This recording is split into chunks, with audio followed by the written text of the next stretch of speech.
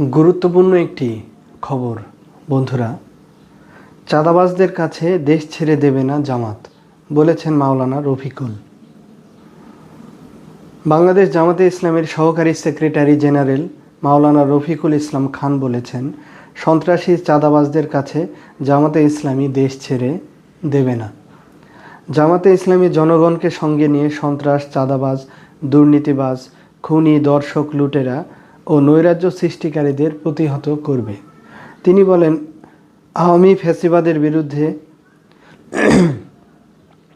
মানুষ ঐক্যবদ্ধ হয়ে শেখ হাসিনার ফ্যাসিবাদী শাসনের অবসান ঘটিয়েছে।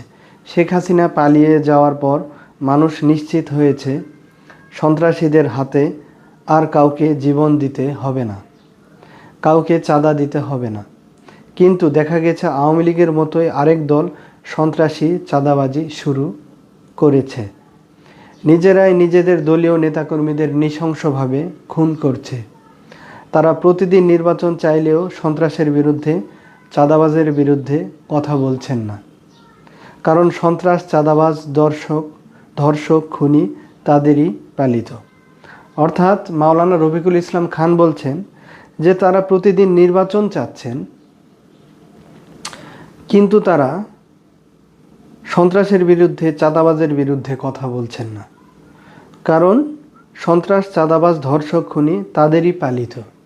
অর্থাৎ যারা নির্বাচন চাচ্ছে তারা এই সন্ত্রাস, চাঁদাবাজ, ধর্ষক, খুনিদেরকে পালন করে। মিটফোর্ডে বর্বরোচিত হত্যাকাণ্ড সহ সারা দেশে খুন, ধর্ষণ, সন্ত্রাসী কর্মকাণ্ডের প্রতিবাদে ও দোষীদের গ্রেপ্তার করে বিচারের দাবিতে শনিবার দুপুরে জাতীয় মসজিদ বাইতুল মোকাররমের উত্তর গেইটে জামাতে ইসলামী ঢাকা মহানগরী দক্ষিণের বিক্ষোভ মিছিল পূর্বক সমাবেশে প্রধান অতিথির বক্তব্যে তিনি এসব কথা বলেন। রফিকুল ইসলাম খান বলেন, জাতির সাথে তামাশা করতে অন্তর্বর্তীকালীন সরকারকে ক্ষমতায় বসানো হয়নি। সরকারকে মনে রাখতে হবে তারা ক্ষমতায় বসেনি, তাদেরকে জনগণ ক্ষমতায় বসিয়েছে।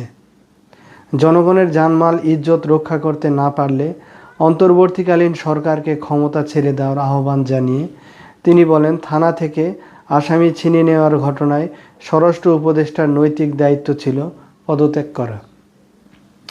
অর্থাৎ মাওলানা রফিকুল ইসলাম খান বলেন যে অন্তর্বর্তী সরকার তাদের দায়িত্ব পালন না করতে পারলে, যদি আইন শৃঙ্খলা পরিস্থিতি সুন্দর করতে না পারে, তাহলে তারা যেন পদত্যাগ করে, ক্ষমতা ছেড়ে দেয়। কারণ তারা ক্ষমতায় নিজেরা বসেনি, এই দেশের জনগণ তাদেরকে ক্ষমতায় বসিয়েছে। এবং এর আগে যে থানা থেকে আসামি ছিনিয়ে নেওয়ার ঘটনা ঘটেছিল, সে ঘটনায় স্বরাষ্ট্র উপদেষ্টা পদত্যাগ করেনি, কিন্তু নৈতিকভাবে তার পদত্যাগ করা উচিত ছিল, এটিই বলছেন রফিকুল ইসলাম খান। স্বরাষ্ট্র উপদেষ্টা সেটি করেননি, এমনকি আইন শৃঙ্খলার পরিস্থিতি উন্নতিও করতে পারেননি। সন্ত্রাস, চাঁদাবাজ কোনো দলের হতে পারে না মন্তব্য করে রফিকুল ইসলাম খান বলেন, সন্ত্রাসী কত বড় নেতা, চাঁদাবাজ কত বড় নেতা, কোন দলের নেতা তা না দেখে সন্ত্রাস, চাঁদাবাজ, ধর্ষক, খুনিদের গ্রেপ্তার করতে হবে। জামাতের কেন্দ্রীয় নির্বাহী পরিষদ সদস্য ও ঢাকা মহানগরী দক্ষিণের আমির মোহাম্মদ নুরুল ইসলাম বুলবুলের সভাপতিত্বে অনুষ্ঠিত সমাবেশে আরও বক্তব্য রাখেন দক্ষিণের নায়েবে আমির advocate doctor Helal Uddin, secretary doctor Shafiqul Islam Masud, সহকারী সেক্রেটারি দেলোয়ার হোসেন এবং মোহাম্মদ কামাল হোসেন। এ সময় এখানে আরও অনেক নেতা উপস্থিত ছিলেন, সেটি এই খবরটিতে বলা হচ্ছে।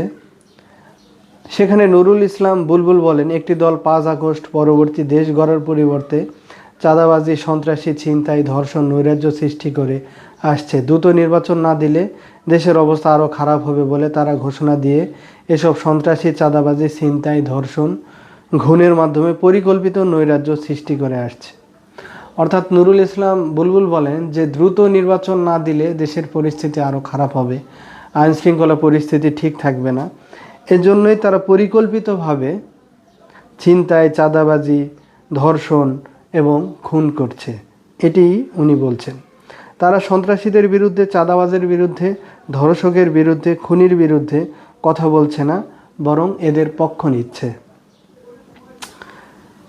নির্বাচনী বৈতরণী পার হতে সন্ত্রাস চাঁদাবাজ প্রশ্রয় দেওয়া পরিহারের আহ্বান জানিয়ে তিনি বলেন, এসব সন্ত্রাসী চাঁদাবাজদের দিয়ে নির্বাচনী বৈতরণী পার হওয়া যাবে না, ক্ষমতায় যাওয়া যাবে না। জনগণ আগামীতে কোনো সন্ত্রাস চাঁদাবাজ দলের হাতে দেশ তুলে দিবে না। তিনি সরকারকে আইনশৃঙ্খলা পরিস্থিতি উন্নতি করতে সন্ত্রাস চাঁদাবাজ মাদক ধর্ষক খুনিদের বিরুদ্ধে জিরো টলারেন্স নীতি অবলম্বন করার আহ্বান জানান। সমাবেশের শেষে বিক্ষোভ মিছিল বাইতুল মোকাররম মসজিদের উত্তর গেট থেকে শুরু হয়ে জাতীয় প্রেস ক্লাব হয়ে শাহবাগ গিয়ে শেষ হয়। আপনারা খবরটি শুনলেন বন্ধুরা। জামাতের নেতারা বিভিন্ন দাবি জানিয়েছেন, এই হত্যার বিচার চেয়েছেন এবং হত্যাকারী যারা তাদেরকে গ্রেপ্তার করার আহ্বান জানিয়েছেন। ভালো থাকবেন বন্ধুরা।